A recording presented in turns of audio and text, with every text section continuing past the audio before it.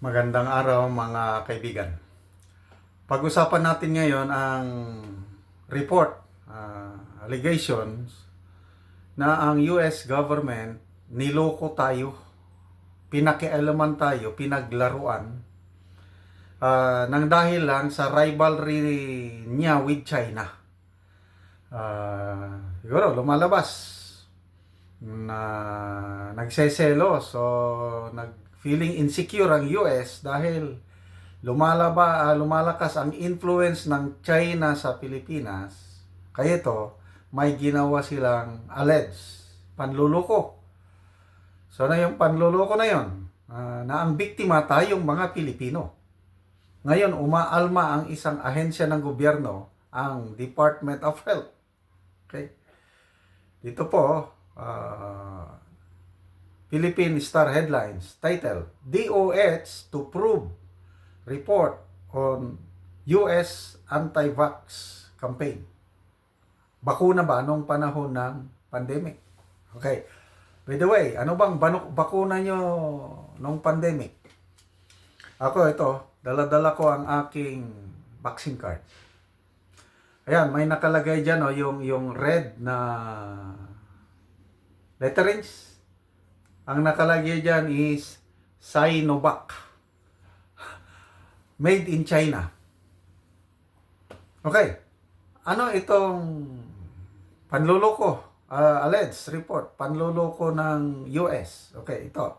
Sa balita is, the Department of Health is seeking an investigation on the alleged secret operation of the United States to discredit China's COVID-19 vaccine Sinovac at the height of the pandemic.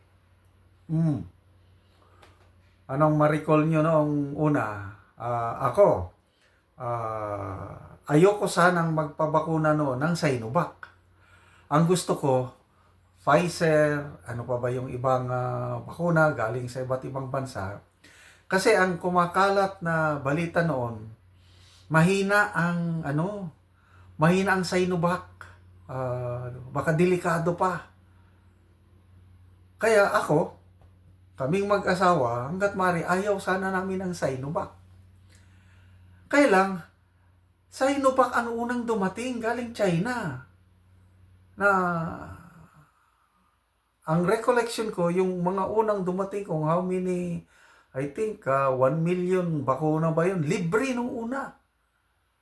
Kasi, alam nyo naman, ang PRRD natin, nakipagkaibigan sa China, ayaw niya sa US. Ang China tumulong. Nung una, yung mga face mask, ano pa yung mga gamit ng mga health workers, bigay ang China, talagang binuhusan tayo ng tulong. Dahil magkaibigan ng China at ang Pilipinas nung panahon yun. Tapos nung na-develop na nila yung Sinovac, dumating din. Kaya malala ko kasi PRRD, ang unang bakuna niya, Sinovac eh. Presidente. Ngayon, kumalat ang balita, hindi epektibo. At ako, naging biktima ako dahil hanggat mari ayaw ko ng Sinovac. Ngayon, lumalabas, kagagawan pala yun ng US government. Kita nyo kung gaano kabuli itong US government. Kaya dapat imbestigahan, sabi ng DOH. Okay, ito. Health Assistant Secretary Albert Domingo. Sabi niya, investigation is imperative. Kailangan. As the alleged target market of the US move was the Filipino public. Kanino galing yung report na ang US nagpakalat ng fake news based on a special report by Reuters. Basta Reuters, matindi. Investigative journalism sila. Hindi basta-basta mag-publish ng balita o article itong Reuters kung wala siyang sapat na basehan. Kasi pwede silang kasuhan ng kano eh. Kung kompleto sila facts, bakit hindi? Ganyan ang trabaho ng journalism. To tell the truth. Ito ang tunay. So, lumalabas ngayon ang DOH na alarma, kaya dapat, sabi ng the findings by Reuters, sabi ng DOH, the findings by Reuters deserve to be investigated and heard by the authorities of the involved countries. So, Philippine government, US government, imbestigahan. Sana nga. Okay. Reuters reported that the US military, ito na, US military launched a secret campaign to counter what is perceived as China's growing influence in the Philippines. Ito na, nagseselos ang US ng panahon yun. Kasi kung ligawan pa, tayo yung dalaga, dalawang manliligaw natin, ang ginusto ng tatay natin noon, China. Naitsapwerang US. Nagselo sila kung ano-ano na lang ginawa para sirain yung China. Parang gano'n ang lumalabas ngayon eh. Okay? The US operation was supposedly aimed at sowing doubts on the safety and efficacy of vaccines and other life-saving aid then being supplied by China to the Philippines such as Sinovac. Ulitin ko, ako nadala. Kasi hindi daw maganda o kaya may mga side effects yung Sinovac. Anong nangyari? Okay. Ito, may data ang okay, nagsimula ang secret operation na ito spring of 2020. Tama, March 2020 ang putok ng pumutok ang COVID.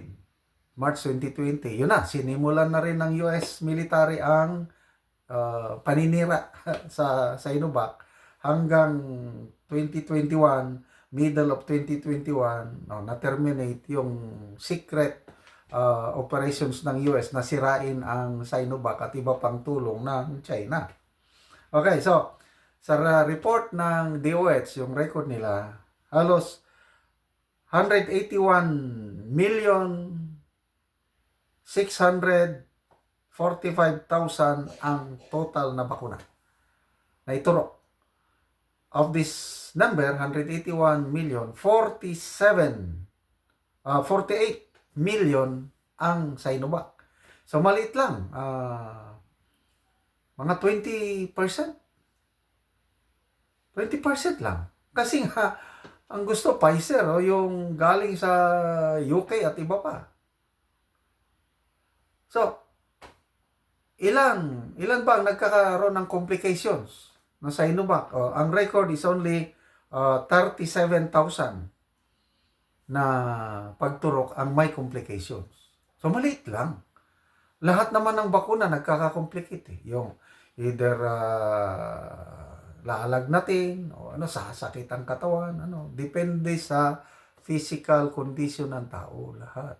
So, to me, kung 37,000 lang ang may complication out of 48 million na maliit. So, wala yung pakalat. Kung totoo ito na pinakalat, talagang tayo, makikita mo talaga ang rivalry ng US at China at gising-gising na po tayo. Paalala ko na lang, bago lang yung press conference on nuclear war, napigilan ang nuclear war, 3 military, US retired military officers na nagsalita. Scott Ritter, Colonel Richard Black, Colonel Lawrence Wilkerson. Sabi nila, US is not your friend. The same thing as Ukraine. Dahil kung totoo bang kaibigan, hindi papayagan na mamatay by the thousands, may displaced by millions ang tunay na kaibigan. We are just using you Filipinos, you are not a real friend, sabi ni Scott Ritter. Na we love you, sabi ni Colonel Richard Black. Ayaw namin kayong mapahamak. Huwag kayong maging tulo, kasangkapan lang ng US sa giyera niya with China. So isip-isip tayo mga kaibigan. Hindi natin kalaban ng China, hindi rin natin kalaban ng US. So dapat, ano lang tayo, yung neutral lang tayo. Tignan natin ang mga kapitbansa natin sa ASEAN. Mayroon bang problema sa Malaysia, Indonesia, Singapore, Thailand, Vietnam? Nagkakaproblema ba sila sa may tension pa ba with China? Wala naman. Nung una, Vietnam meron. Nagpatayan sila. Almost 100 Vietnamese ang namatay dahil sa sigalot sa South China Sea. But ngayon, maayos na ang relasyon ng Vietnam at China. Reklamo nga ng mga fishermen natin sa Baho de Masinloc. Ang mga Vietnamese daw, pinapayagang mangisda. Ngayon, walang problema, Vietnamese. Bakit Pilipino lang ang hindi pinapayagan? Ngayon, nung una, PRR this time, pwede. Makapangisda ang ating mangisda. Ibig sabihin, maganda yung approach ni PRR din noon. Maganda ang approach ng Vietnam ngayon, kaya wala na silang sigalot sa China. Ganon din itong ating kalapit bansa. Wala kang nababalita ang tension sa relasyon ng Malaysia, Vietnam, Singapore, other countries na Brunei. Wala. Tayo lang. Pilipinas lang ang meron dahil ang ating presidente, ang foreign policy niya, dumikit na ng gusto. Kumiling na siya ng gusto sa US at yun, ang China naman nagre-react. Isip-isip. Ano ba talaga?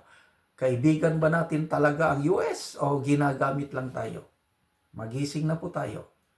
Ako, dapat tumindig tayo sa sariling na huwag dumikit sa mga, hindi ako pro-China, hindi ako pro-US, pro-Pilipino, dapat tayo ang isipin natin ang kapakanan ng ating bansa, ang ating mga susunod na salinlahi.